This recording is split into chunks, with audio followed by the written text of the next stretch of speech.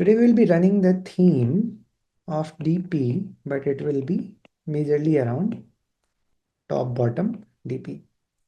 And we will straight away start with a question because that will help us set the context. And it is a very famous question, very famous interview question. You might have seen this question on different platforms like LeetCode or GFG here and there, right? It's known by different names at different platforms. So the question is something like this. It says that you are given an array which contains some integers, and let us say those integers are 5, 7, 1, 6.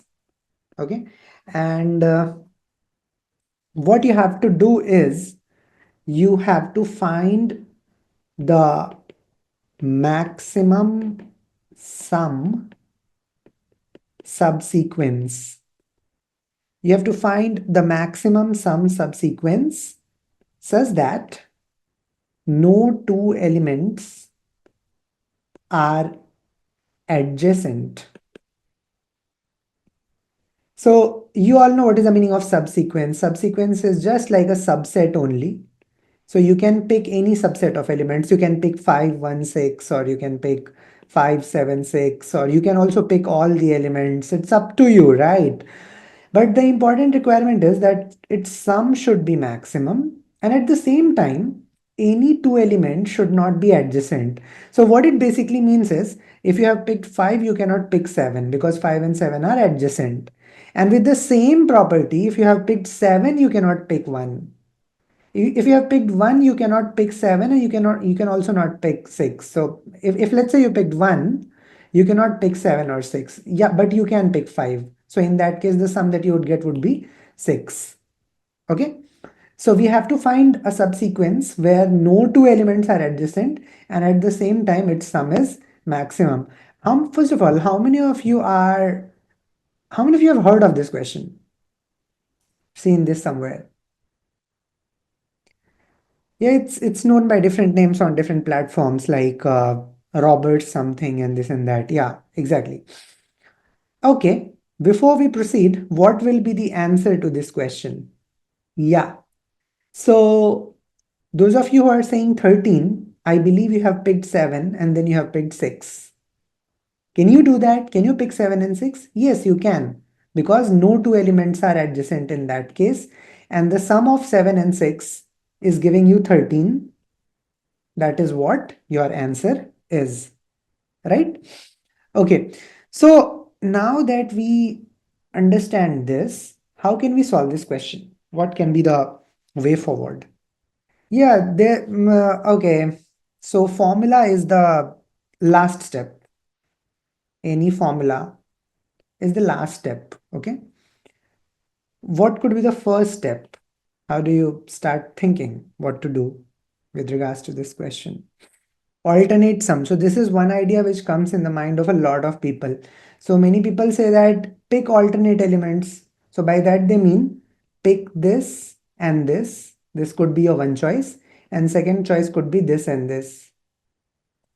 So consider alternate set of elements, and whichever is maximum, that will be your answer. Is that right? What do you think? Okay, if that is not right, can you give me a counter example? Think of some counter example to this. Let's say you have 100, 1, 2, 500. Can you tell me what will be the answer in this case? So of course you can see if you pick 500 and 100, you are going to get a sum of 600, and that is what your answer is. 600, right? But if you had chosen to pick either this alternate or this alternate, then this would have given you a sum of 102. This would have given you a sum of 501, and their maximum is 501, and you would have said that your answer is 501, which is wrong. In reality, your answer is 600, right? So did you see that this approach is not going to work? Because it may happen that the elements that you chose are not alternate elements. Yeah. So that's to be kept in mind. Okay, so what is the next thing? For each element, we will find adjacent, take or leave. Okay, you know, I'll tell you one thing. There are two kinds of algorithms. The first kind of algorithm is greedy, and the second kind of algorithm is DP. Okay. What is it about greedy algorithm? In greedy algorithm, what you do is, no, greedy is not brute force. Greedy is actually brilliant. Greedy is the most brilliant set of algorithms in computer science. It's very hard to think about a correct greedy algorithm. Okay, let me tell you that. So greedy algorithm basically means that you optimize something for present. You optimize something for your present and you believe that your final answer will be optimal. So you do the best possible thing in the present moment, and then you believe that if you keep repeating it, you will have a final answer, which is the most optimal, which is the best. Let's see whether it will work or not. If we use some greedy algorithm, let's say you have an array and you have to solve this question which we have discussed. And let's say you have elements like A, B, C, D, E, F. So let us say you started your journey from here. You compared the first two elements, and out of them, whichever was the bigger one, you picked that. Of course, you cannot pick both because they are adjacent. So what you did was that whichever was bigger, you picked that. So let's say if A was bigger, you picked A. But on the other hand, if B was bigger, you picked B. And then you went on repeating this process on and on. So let's say if you picked A, now you know that the next set of elements that you can consider for picking can be C and D, right? One of these. But on the other hand, if you had picked B, in that case, the next set of elements would have been D and E. So if you go ahead picking elements in this manner, do you think this is going to help you out? So how many of you think this is going to give you the best possible result? Let's take an example.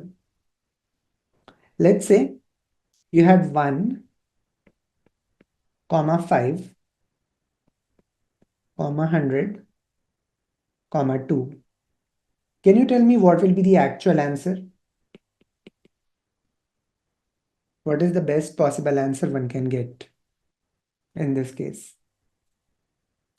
101. Yeah, you are right. And how did you get 101? You ended up picking you ended up picking this one and this 100, and that gave you 101, right? But the if you use this approach that I have just discussed, you would have started with the first two elements. And can you tell me which element you would have picked after comparing them? If you go ahead with the greedy approach, which element you would have picked? Yeah, you would definitely have picked 5. Tell me, the moment you pick 5, can you even look at this 100? No, you cannot look at this 100 because it is adjacent. So now you would have to turn your face over here. So you can only pick this 2, and that way you will get 7. So what just happened? You optimized for the present moment, but the final answer that you got was not the most optimal. So when you use greedy approaches, it might not work for some problems. Those problems fall into the variety of DP, where you have to try out all the possibilities, and out of all the possibilities, you have to pick the best one. That's the idea. Does it make sense? Do you understand what is greedy algorithm and why that fails and all? Okay. So given that greedy algorithm is not going to work over here, what would you do? You would try out all the possibilities, and trying out all the possibilities basically means that for each element you will have two options: either you pick that element or you leave that element, right?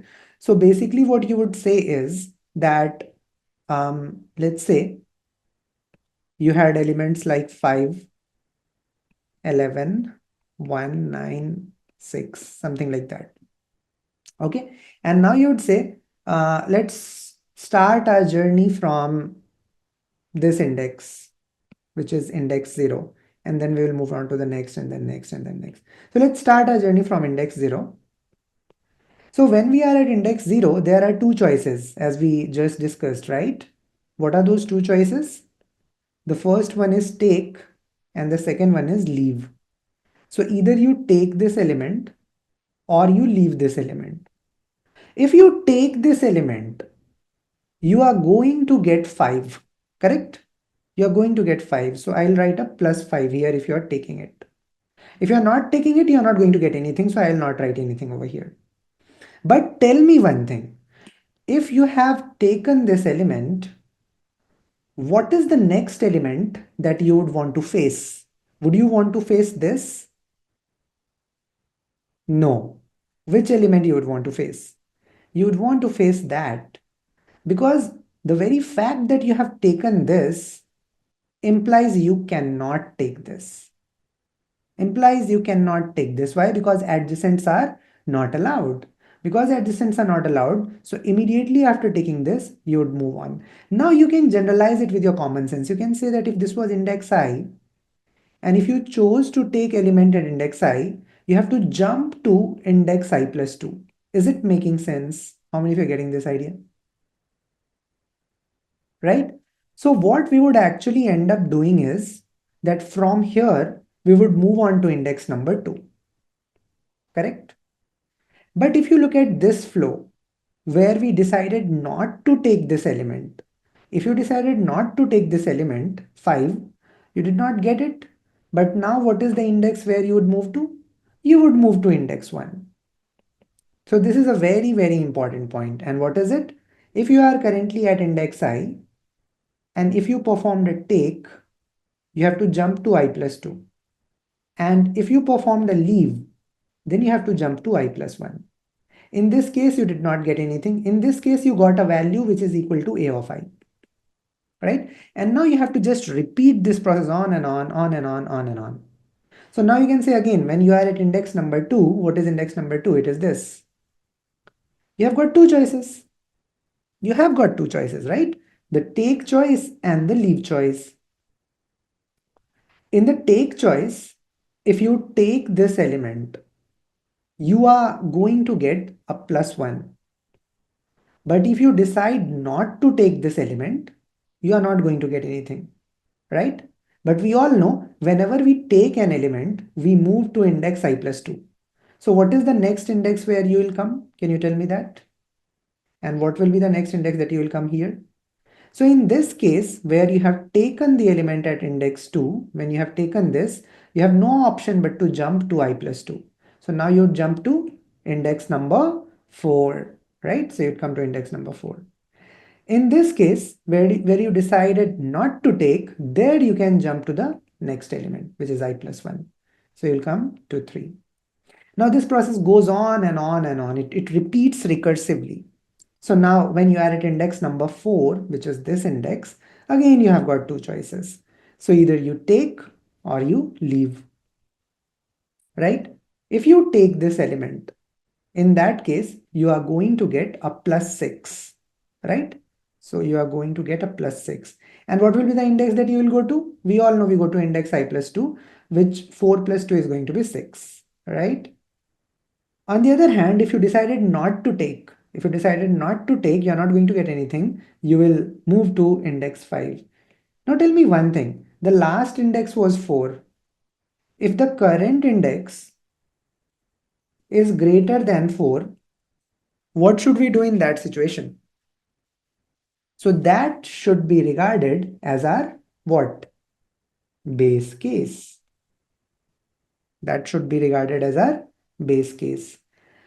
Why it should be regarded as our base case is because whenever your index has gone out, then there are no elements that are left.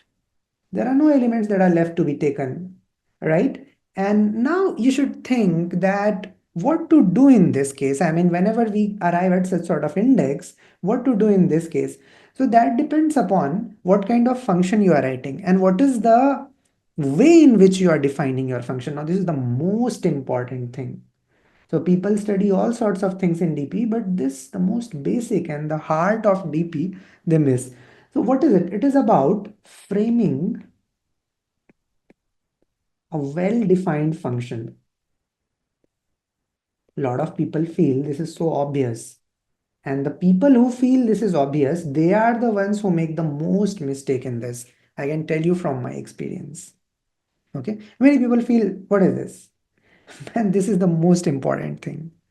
Okay. If you learn how to frame this, everything else is done. Almost done. Okay. So in this case, I would say that, hey, this entire thing that I have done, this entire work that I have done here, everything can be thought of as a function call, right? And now every function call is composed of only one variable. Only one variable.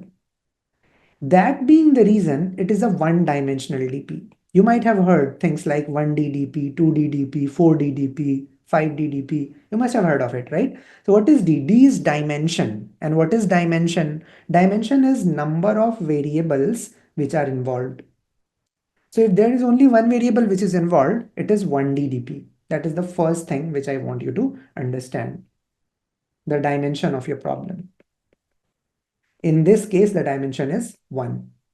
Second thing, if I imagine there is a function func where you are passing an index idx, that is what is happening, right?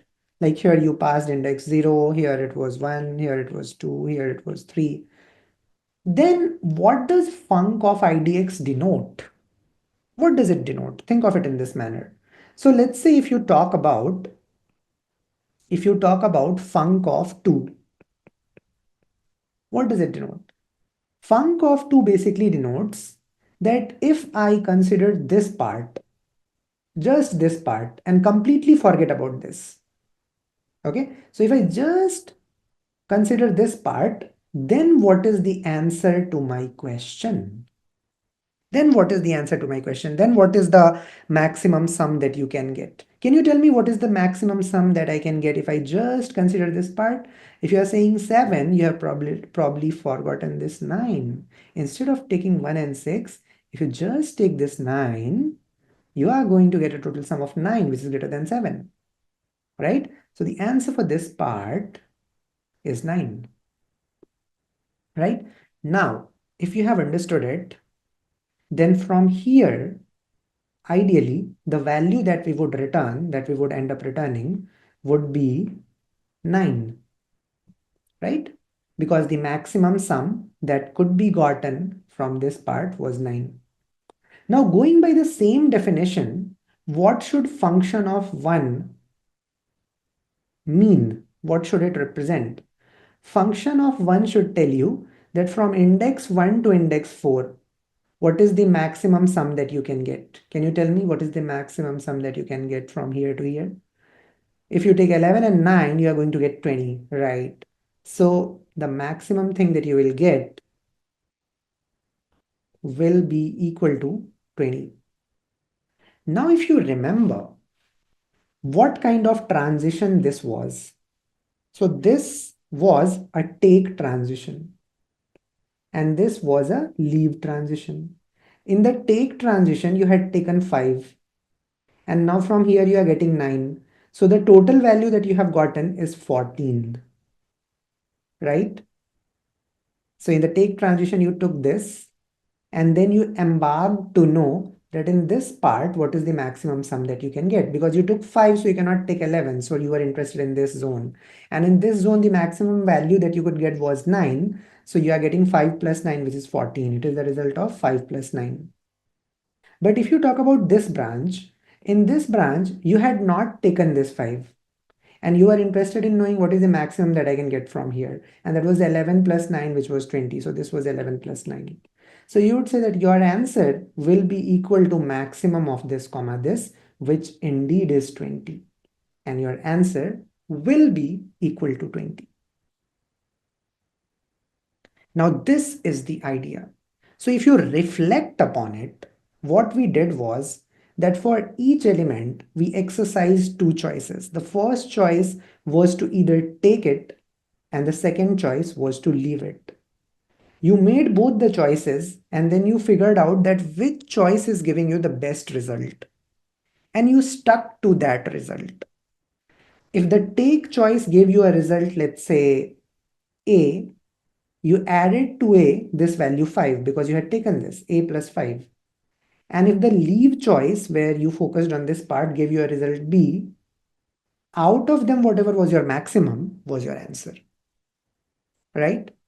So, okay, is it making sense? How many of you understood the core idea? Because this was the core idea of everything. Now here, if I come back to this, the most important point, I would actually write it that how this thing is defined is it tells me the maximum non-adjacent sum from index idx to n minus 1. This is the most important thing.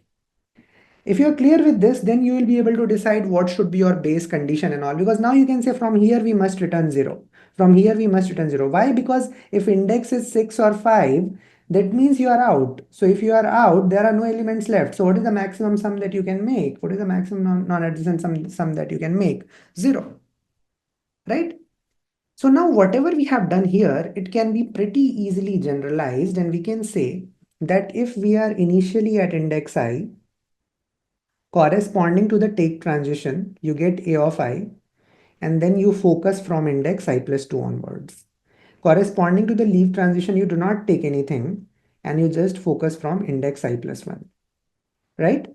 Now, if f of I is defined in this style, then all of us know what is the meaning of f of I plus 1 and f of I plus 2. I just showed that to you, right?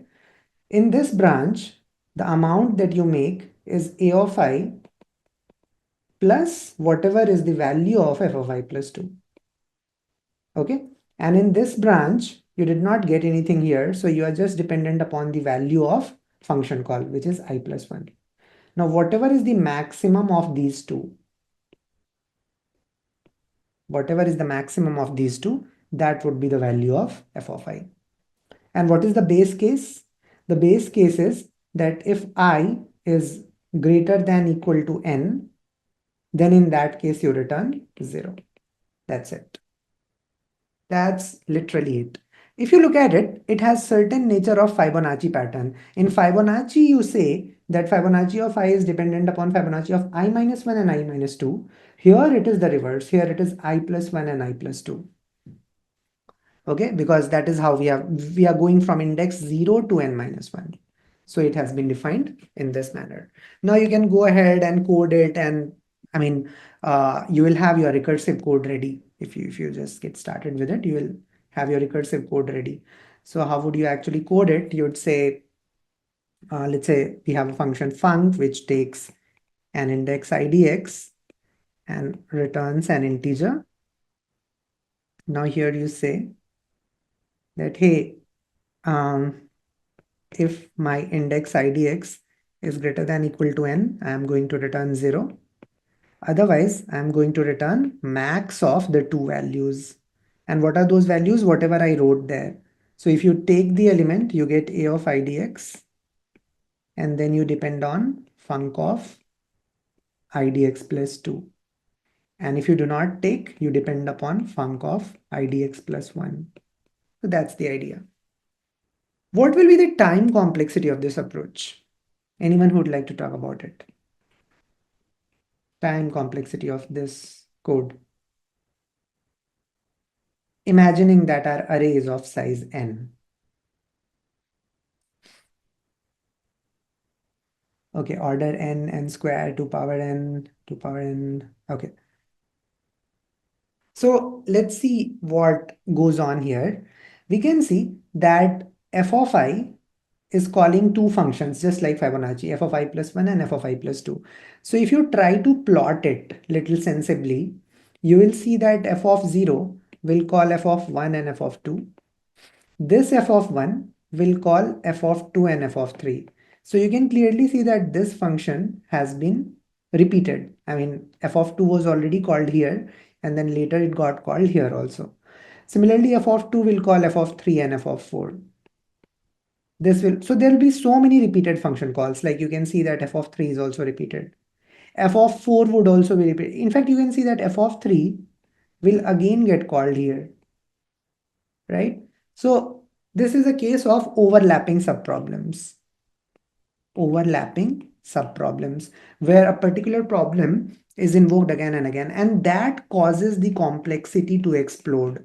So what will happen, that the height of this tree will be n, because it goes from 0 all the way till n, and every parent is giving birth to two children, so there will be approximately 2 power n function calls, right? So there will be 2 power n function calls. And in each function call, what we are doing, in each function call, we are not doing much. We are just finding max of the two values. So it is constant work. But number of function calls is this. And work done per function call is 1. So complexity is order 2 power n. This is your time complexity. Is it making sense that how the time complexity is 2 power n? Right? Okay, now how do you optimize it? So here you use the idea of memoization. So memoization says that if you have solved a problem, let's say you have solved this, you should not be solving it again.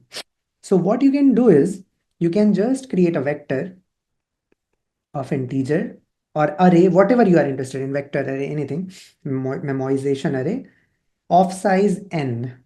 And I'll initialize all the values to I can just randomly initialize all the values to, let's say, minus infinity. Okay. Now, what does it mean? It basically means that mem of I is going to store the computed value of func of I. And all of us understand what is the meaning of func of I.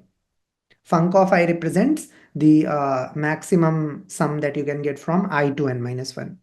That's what gets stored over here inside this, right? So what we have done is we have initialized mem of 0, mem of 1, mem of 2 till mem of n minus 1. We have initialized all of them to minus infinity. So that if we ever find that mem of k is minus infinity, we can realize that this problem has not been solved yet. If it has not been solved yet, we should solve it. But if mem of k is not equals to minus infinity, if it is anything other than minus infinity, it implies it is already solved. If it is already solved, then we don't need to solve it again. So the blueprint of top-bottom logic is very, very straightforward. How it goes is, first you write your base case, and then you perform your mem check. Basically, you check if the problem is already solved or not. So if this condition is true, if mem of k is not equals to minus infinity, the reason it is not equal to minus infinity is because somebody might have changed it. Some function call must have changed it, right? And then you solve and store. This is very important. You solve the problem and you store its solution in mem of k, and then you return. It will make a lot of sense when I write some code, when I write the memoized code. So how does the memoized version look like? You go back to the previous code and you say that, hey, this is the base condition. I'll let it remain however it is. And then what I'll do is I'll check if mem of idx is not equals to minus infinity. That means it must have been solved. So I will return the value of mem of idx. As simple as that. Okay. If it is not equals to minus infinity, it is solved. And then what was the next step after mem check? After mem check, you solve and then you store. It is very important to store, because what does this function call actually return you? It returns you the value of func of idx. So you deserve to store it inside. Where will you store it? Where will you store it? You will store it inside mem of idx. And then you will return this mem of idx. So that's it. This is all about top-bottom DP, the memoization part of it. So top-bottom DP is all about writing recursion and then putting a layer of memoization on top of it. This thing is called as top bottom DP. Is it making sense? How many of you get it? Okay. So now what we'll do is we'll move on to a different version of this question. We have a 2 cross n array. Okay. So basically there are 2 rows and n columns. That is the situation. So let's say something like this is there. And then all the elements are integers. So let's say you have a 5, 7, 9, 1, 11, 6, 2, 13, -4, 6, 3, 8. And now let me tell you the rule. So now the rule is that if you take an element, then, so let's say this is the element that you took. Then it means you cannot take any element, any element which is adjacent to it in any of the 8 directions. In any of the 8 directions. So basically it means you cannot take any element from the left, from the right, from the bottom, from the top, from the diagonals also. So once you have chosen an element, you cannot choose any element which is lying in either of its 8 directions. Let's take an example, okay? Let's say you decided to take this 13. If you take this 13, can you quickly tell me what are the elements that you cannot take? Given that you have taken 13, what are the elements that you cannot take? You cannot take 2, you cannot take 6, you cannot take 6, you cannot take this, you cannot take this. Understand the point? Nothing that is adjacent in any of the 8 directions can be taken, right? So that's the idea. Does it make sense? How many of you understand the question? So can you tell me what will be the output for this case? What is the maximum sum that you will get if this is what you have on your plate? 30? Yeah, good. How many of you are getting 30? That sounds like the right answer. So which elements did you take? 9, 13 and 8. Okay. If you take 9, 13 and 8. So first of all, is it legal to take them? Yes, it is, because 13 and 9 are not connected in any direction. Similarly, 13 and 8 are also not connected. If I take them, the sum that I'll get will be 30, and that is the maximum sum, and that is how the job is done. Now you tell me how to solve this question. Max element in 3 cross 2 matrix, 2D DP here. Okay, so let me tell you one thing first of all. If your input changes from 1D to 2D, it doesn't mean that your DP will also change from 1D to 2D. This is a common misconception that people have. Yeah, sometimes it will change. In fact, a lot of times it changes, but there are so many situations where it will not change. So instead of, it's good to try that out, but you also need to think like, do I really need it? Do I really need the second dimension to my problem? Can I just know? Can I just not think in very simple terms? So let me tell you one thing. I'll basically give you a hint and then you have to kind of think on top of it. All right. In this case, let's say you start your journey from, so there are different columns like, right? There are all these different columns. Let us say you start your journey from the first column. Now in the first column, or for that matter in any column, can you ever take both the elements? The answer is no. You can either take this or you can leave this and take that. But now, hold on and tell me one very simple thing. If you take this 5, then what are the other elements that you cannot take from the next column? Of course, you are not taking 7 when you're taking 5. We already discussed. But if you took take 5, then what are the other elements from the next column which you cannot take? Yeah, you cannot take this 9 and 1. Agreed. If instead of 5, if you take 7, then what are the other elements from the next column which you cannot take? Still it is 9 and 1. Do you see one important point over here? The point is, regardless of whether you take 5 or 7, the situation is the same. What I mean by that is, if you take 5, then also the elements that get removed from your list is 9 and 1. And if you take 7, then also the elements that get removed are 9 and 1. You cannot take them, right? Are you understanding this point? How many of you are understanding this point? Because it's the key to it, right? Okay. So if the result of taking 5 and the result of taking 7 in terms of which elements cannot be taken is the same, then which of these elements will you choose? You will choose the max of them because you have to maximize the sum. So you would say that in this situation, see, if you take this 5, if you take this 5, let's say you took this 5, you would have said that, hey, I have taken this 5, and now I want to know that what is the maximum sum from here to here.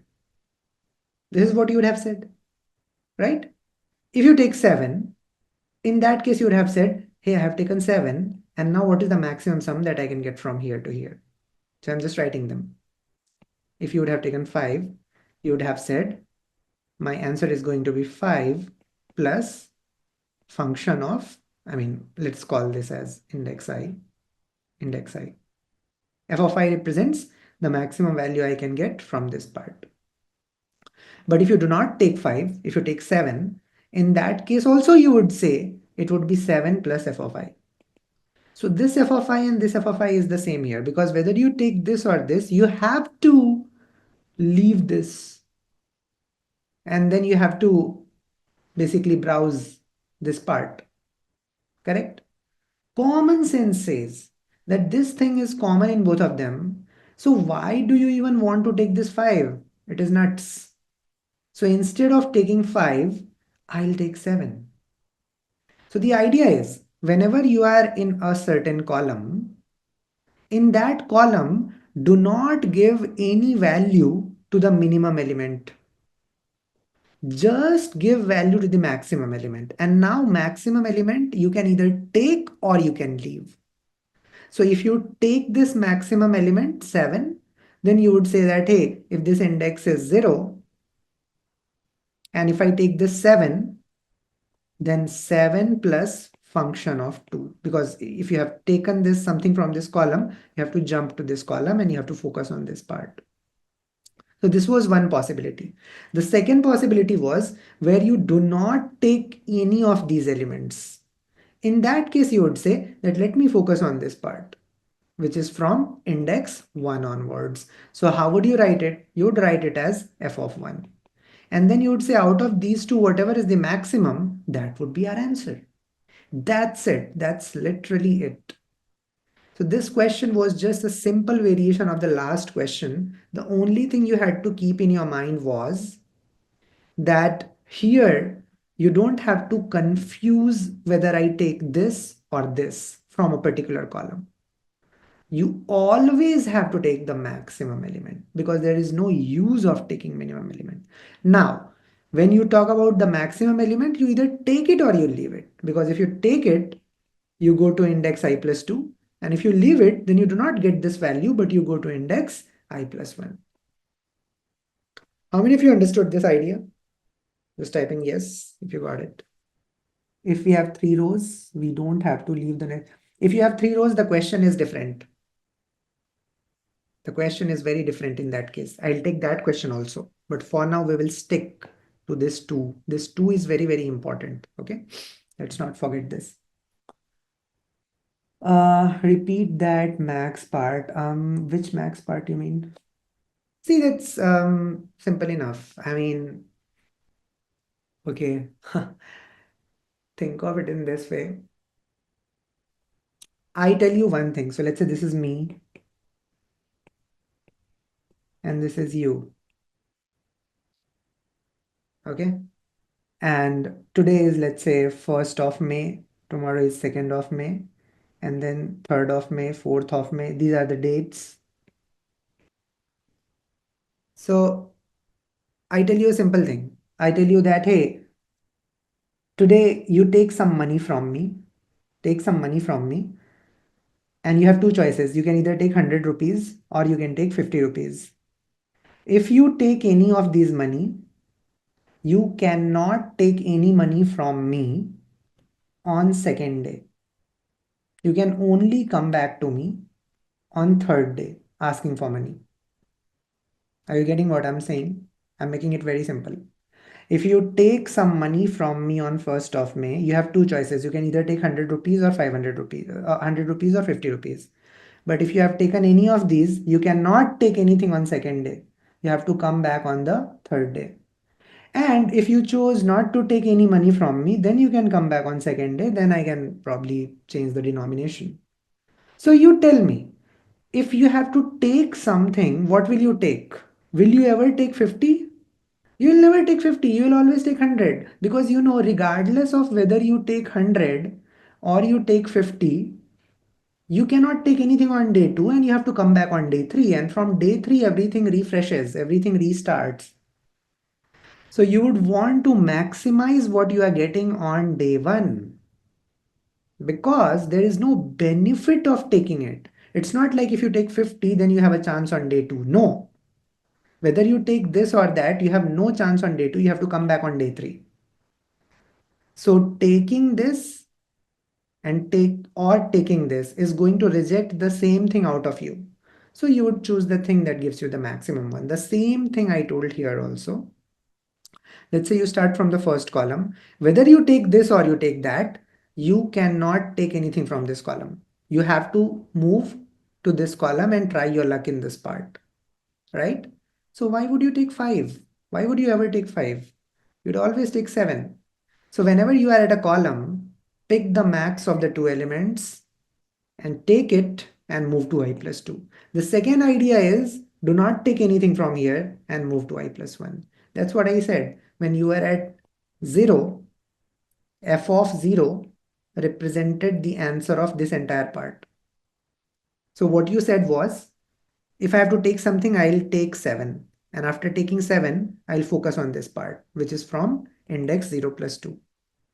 And if I do not take any of them, then I'll focus on this part, which is from index 1. So out of this and that, whatever is the maximum will be my answer. Simple. Does it make sense? How many of you guys can code this approach? You should definitely try when you go back. Just code it. All right. Now comes, I'll share the question links. I'll share the question links on your Discord channel. Now comes the final part. The final part is, we will discuss it tomorrow, but this is very, very interesting and very, very important. Uh, in the previous question, it is top down. Okay, top down and top bottom both are the same. Down and bottom are the same word. So yeah, it's if you write recursive code and memoize it, it's top bottom. So you may not want to ask this question from anyone ever in the future if you get this point that I'm saying. If you write a recursion and then you put a layer of memoization on top of it, because you are writing the code, so you know it, right? Nobody knows it better than you. So if you have done something like this, it is a top-down DP or top-bottom DP. If you have not done this and used anything else to solve the question, then whatever that anything else is, whatever it is, that is bottom top. Is it clear? Can you keep this thing in your mind? Very simple to keep in mind. Okay. So the final part of this is, and this is the most interesting part, it gives rise to the hardest variation of DP, which is also referred as DP with bit masks. How many of you have heard about it, DP with bit masks? Okay, this is a very interesting variation. Okay, forget about it for a moment. Imagine it does not exist. Okay. Now, the question is, that you have a n cross n matrix. For example, let's say you have a 3 cross 3. The values are, let's say, 5, 1, 7, 6, 8, 2, 9, 11, 9. Okay. Now what you have to do is you have to uh, basically pick n elements such that sum is maximized. And on top of that, the requirement is no two elements share either the same row or same column. I'm going to read it along with you. We have to pick n elements, exactly n elements. So like here, it is a 3 cross 3 matrix. So we have to pick 3 elements from this. It could be any three, this, or this, that. It's up to you. You have to pick 3 elements such that their sum is maximum. That's the first requirement. And the second requirement is that no two elements share either the same row or the same column. So what I mean by that is that if you picked an element, let's say you picked this 1, can you tell me which elements you cannot pick if you have picked this 1? You cannot pick the elements which are in the same row as this 1 or in the same column as this 1. And what are those elements? 5, 7, 8, 11. Exactly. Exactly. Let's say you decided to pick this one. If you decided to pick this one, you got one, and now you know you cannot pick anything from this column and this row. Now, let's say you decided to pick, let's mark it. You know you cannot pick anything from here and here, right? Now, let's say you decided to pick this 2. If you decided to pick 2, can you tell me what are the elements that you cannot pick? You cannot pick anything from this column and this row. But because you picked this 2, so I can write this 2 over here. And now the only element that remains is 9, and you can definitely pick this 9. So 9 plus 1 plus 2 is going to give you 12. So here if you take a look, the elements that you chose, those elements were 1, 2, and this 9. And none of these 3 elements were sharing the same row or same column. They are in different rows and different columns. So that is what we need to do. So we have to, so I'm not saying that this is the best combination. I'm not saying that this is having the maximum sum. I just give you an example. But can you guys tell me the combination that gives the maximum sum? 6, 11, 7. 6, 11, 7. Can we pick them? Yes, we can pick them. You can clearly see none of them are in the same row or the same column, right? And what is the sum that you are getting? 23. Sorry, 24. Yeah. So I don't think you have a better value than that. Okay, so how would you solve this question? Let's ideate it today and we will discuss it tomorrow. But what are the different things that comes to your mind? Pick max from each column. How many of you feel picking max from each column will help? Will it help? It will not. Like in this case itself, it will not help. The maximum in, let's say, if you interchange the columns and rows, I mean, if let's say you pick max in every row, you'd get 7 from here, you'd get 8 from here, and you would get 11 from here. Now these two elements are in the same column. So that's an illegal set of elements, right? I'll tell you what makes this question difficult. If you understand that point, you will be able to think on your own. See, in the last, what was the dimension of the last two questions that we just solved? What was their dimension? they were simply in one dimension. Because in those questions, you know, when we said f of I, let's talk about the very first question that we did today. The meaning of f of I was that from this index till the last index, if I just consider this part, then what is my answer? What is my answer if I just consider this part? Now tell me, this f of I, was it dependent on these values? Was it dependent on f of I minus 1 or f of I minus 2 or any other value? No, f of I was only dependent upon f of I plus 1 and f of I plus 2, which were the values ahead.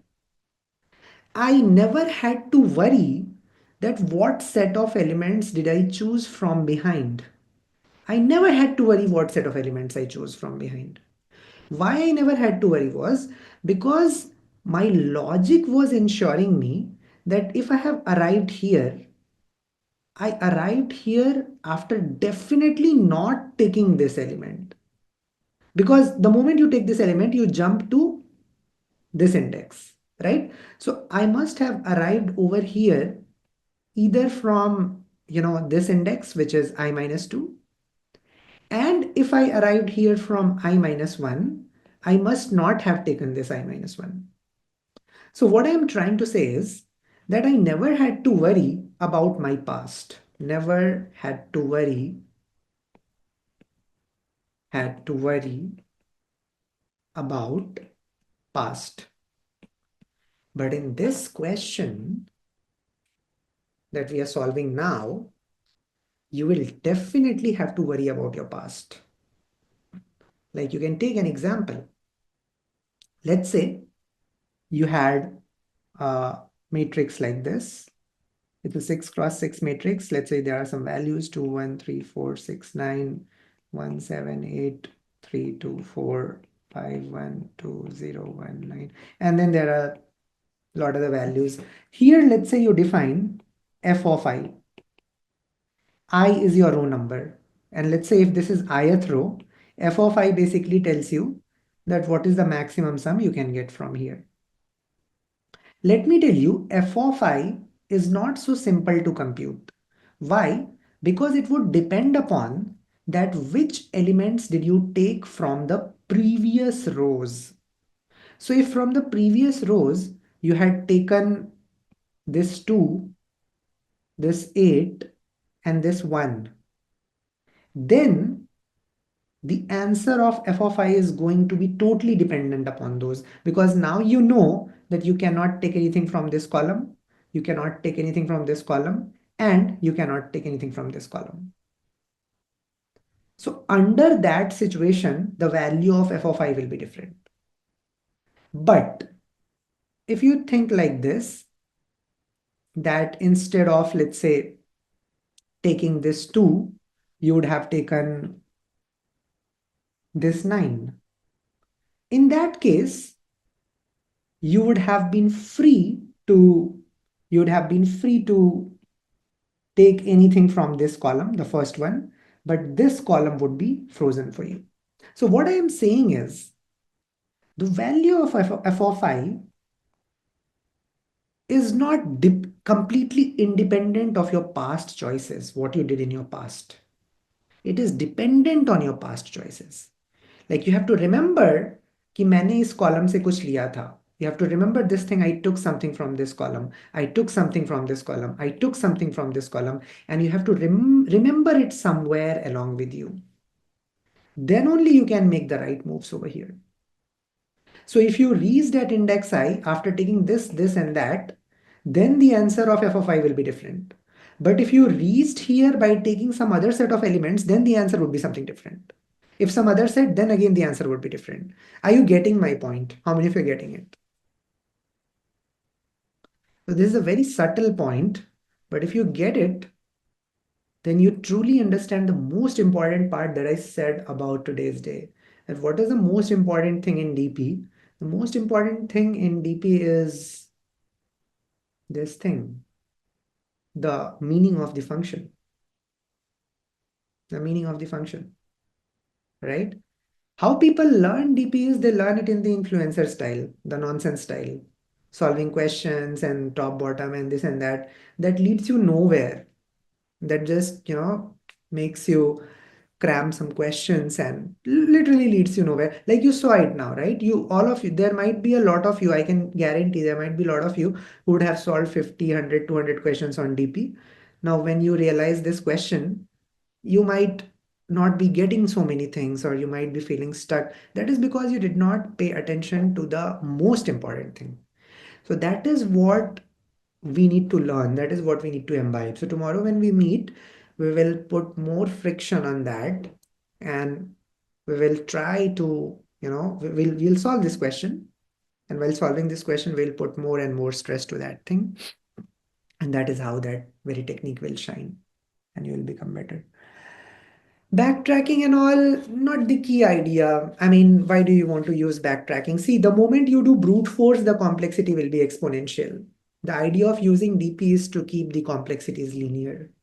Okay.